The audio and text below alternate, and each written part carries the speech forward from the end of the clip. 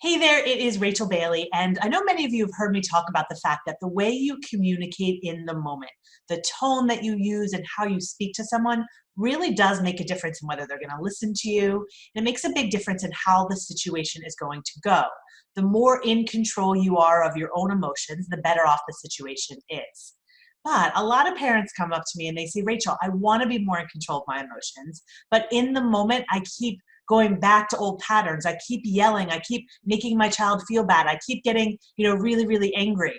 And in your defense, our brains don't like to change behavior, and it's even harder to do something new in the moment when you have a lot of big feelings. There's actually a scientific reason for this, because when you have these uncomfortable feelings, when you're frustrated, when you're annoyed, when you're disappointed, our brain senses those feelings as a threat, and it turns on our fight or flight response. And a couple of things happen when we are in our fight or flight response. The first is that when we are in fight or flight, it shuts off other parts of the brain that it feels are unnecessary for survival.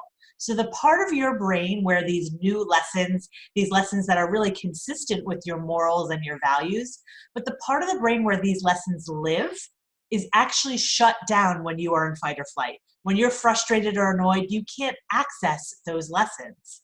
The other thing that you need to keep in mind is that when you are in fight or flight, your brain is not thinking about the right thing to do. It's thinking about the most efficient thing to do. So it's not going to scan all of the new things that you've learned recently. What it's going to do is pull up the most convenient behavior, which for a brain is the thing that you've done over and over and over in the past, because it literally has the strongest neural connection. You've done it so many times that that's what's really been, become almost procedural memory for you. You don't even have to think about it anymore. So in that moment, when you're flooded with these big emotions, you are naturally going to default to what you've done over and over in the past. So what do you do about this? You're not just going to give up, obviously. What you want to do instead is create a new behavior that becomes just as natural to you in the moment as the old behavior was. And there's a really simple way that you can do this. The first thing you want to do is come up with a really clear and simple plan. So you can even use the sentence, when my child blank, I will blank. So when my child talks back to me, I will take a deep breath and count backwards by fours from 100. That's your plan. It's something actionable that you can do in that moment instead of responding in a way that you're going to regret. So when my child blank, I will blank.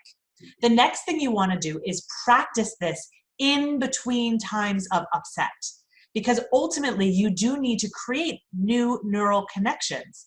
So what the heck do I mean by practice this? Well, there's some really simple ways you can do this. One is that you can, think about this in your imagination. Think about a scenario where your child is doing something that frustrates you and just practice that plan in your head. You can even practice with a spouse or with a friend. Just tell them you're doing this and ask them to ask you every few days what your plan is, just to remind you to keep it top of mind, because every time you think about it, you're actually strengthening that neural connection. The last thing that I suggest you do is actually Post-it notes around your house that have your plan written on it.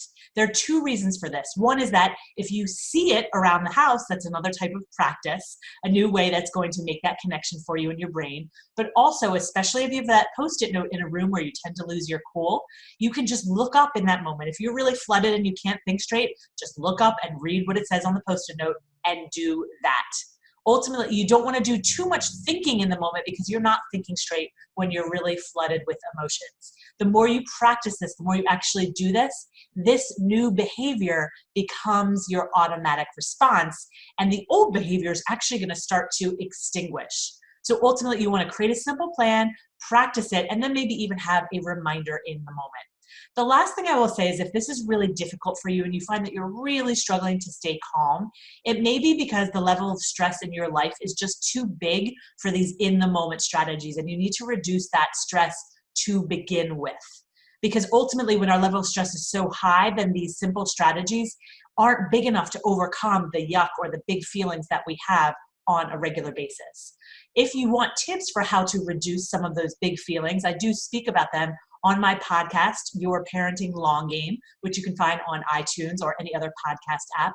or reach out to me. This is something I work a lot on with parents that I work with, is how do you reduce your level of stress so you can actually be the parent that you want to be. And I do free 30-minute calls with parents who think that you might want to work with me. We talk about it and make sure it's a good fit.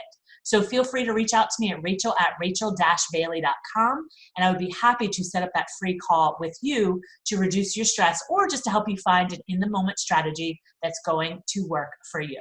So I hope this helps you understand why it's so hard to stay calm and in control of your own feelings in the moment, and gives you some thought.